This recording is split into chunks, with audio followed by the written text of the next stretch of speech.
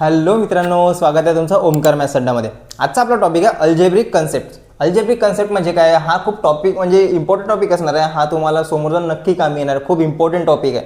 तुम्ही कोणत्या पण फील्डमध्ये जा, मॅक्झिमम जागेवर हा टॉपिक तुम्हाला मिळणारच.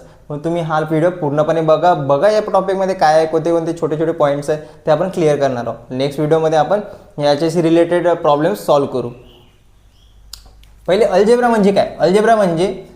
Algebra means using letter and symbol in maths.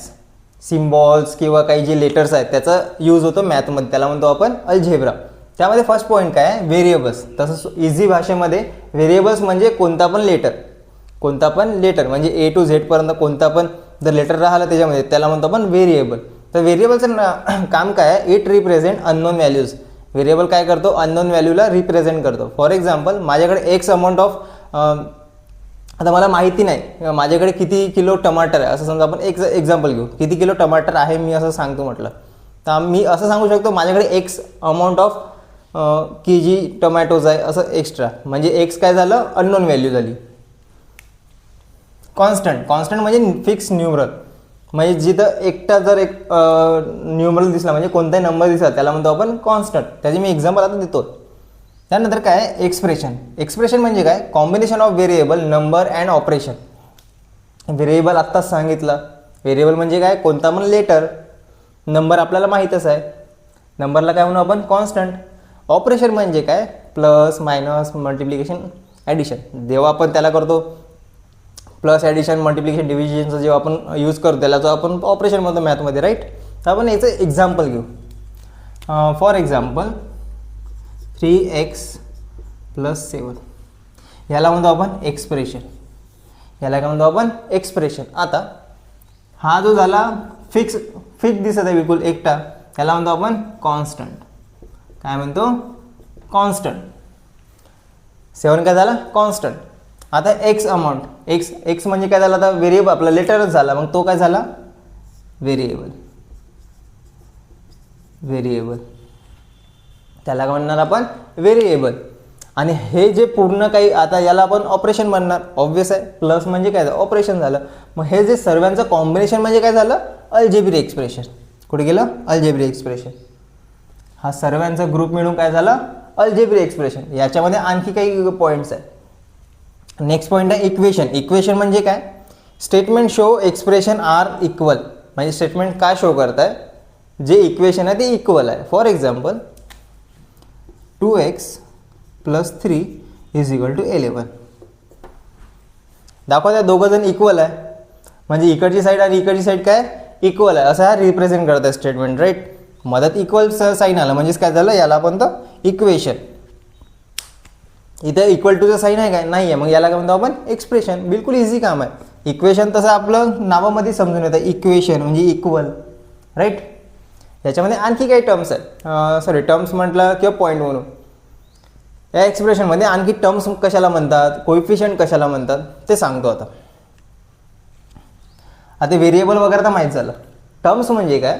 यामधलेच ज्या हा जो पार्ट आहे तो सेपरेट होत आहे. कशातून? ऑपरेशन साईनपासून. साईनमुळे सेपरेट होत आहे. म्हणजे 3x हा एक पार्ट झाला, 7 एक पार्ट झाला. म्हणजे 3x एक टर्म झाली, 7 एक टर्म झाली. काय म्हटलं मी?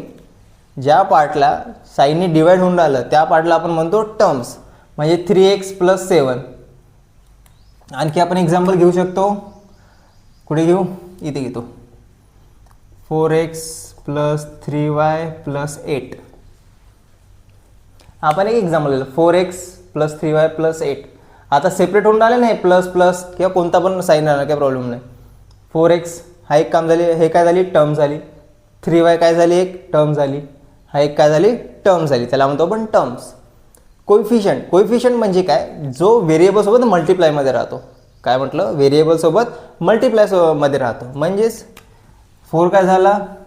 व्हेरिएबलसोबत मल्टिप्लायमध्ये आहे ना, तर 4 काय झाला? कोइफिशियंट झाला. या टर्ममध्ये कोइफिशियंट कोण आहे? 3. y सोबत मल्टिप्लिकेशनमध्ये आहे ना, 3y म्हणजे 3 × y होते ना. काही नाही मदत म्हणजे काय होते? मल्टिप्लिकेशन. त्यालाच काय म्हणतो आपण. आणि 3 काय झाली इथे? कोएफिशियंट झाला आणि 3y म्हणजे काय झालं, टर्म झाली एका एक्सप्रेशनची, काय झाली, टर्म झाली.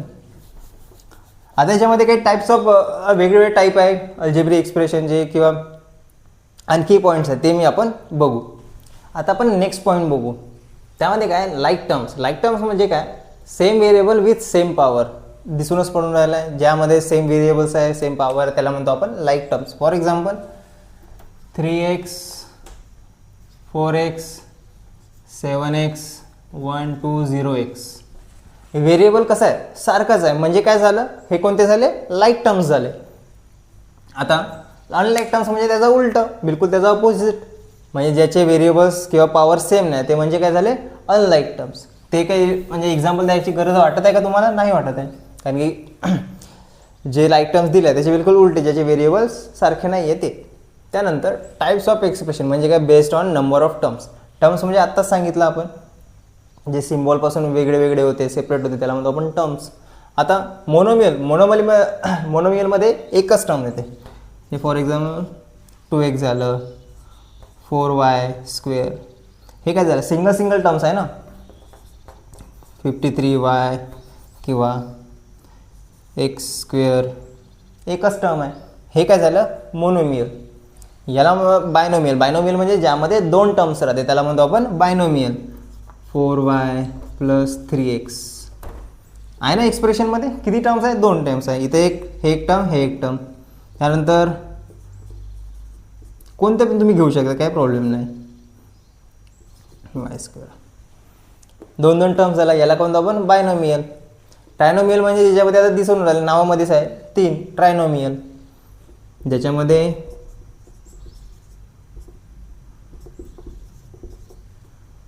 काही एक्झाम्पल घेऊ शकता तुम्ही. वेगळे वेगळे कोणते पण व्हेरिएबल्स घेऊ शकता, किंवा तुम्हाला एक्झाममध्ये दिले असेल किंवा तुमच्या नोटबुकमध्ये दिले असेल. पॉलिनोमियलमध्ये काय, ज्याच्यामध्ये जास्ती 3 पर्यंत आपल्याला माहीत आहे. पॉलिनोमियल म्हणजे 3पेक्षा जास्तीचे राहते, 4 किंवा 5 वॉट एव्हर जे काही येते. 7x + 4y² + 4y + 8x, त्याला काय म्हणतो आपण पॉलिनोमियल. आता याच्यामध्ये यूज काय काय होतो, प्रॉफिट अँड लॉसमध्ये होतो. तुम्ही ग्राफ्समध्ये बघितलं, ग्राफ्समध्ये पण त्याचा यूज होते अल्जेब्रिक एक्सप्रेशनचा. इंजिनिअरिंग करा, इंजिनिअरिंगमध्ये पण तुम्हाला समोर जाऊन नक्की कामी येणार आहे. अननोन व्हॅल्यू माहीत करायसाठी आपण हा अल्जेब्रिक एक्सप्रेशन पण यूज करतो कधी म्हणजे काय, वेगळे वेगळे त्याचे कन्सेप्ट्स आहे, वेगळे वेगळे टॉपिक्समध्ये तुम्हाला हा कामी येणार आहे विषय.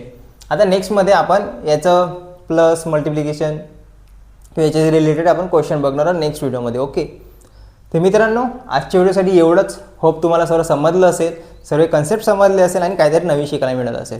जर तुम्ही आपल्या चॅनल नवीन असाल तर प्लीज सबस्क्राईब करा, शेअर करा तुमच्या सर्व मित्रांना आणि सांगा आपल्या चॅनलबद्दल आणि व्हिडिओ सिरीजबद्दल पण सांगा, कारण की आपण हे फ्री ऑफ कॉस्ट घेत आहोत आणि नक्की तुम्हाला स्टडीमध्ये आणि फ्युचरमध्ये नक्की कामी येणार आहे. आपण पुन्हा भेटू न्यू व्हिडिओमध्ये न्यू टॉपिक घेऊन. तोपर्यंत बाय.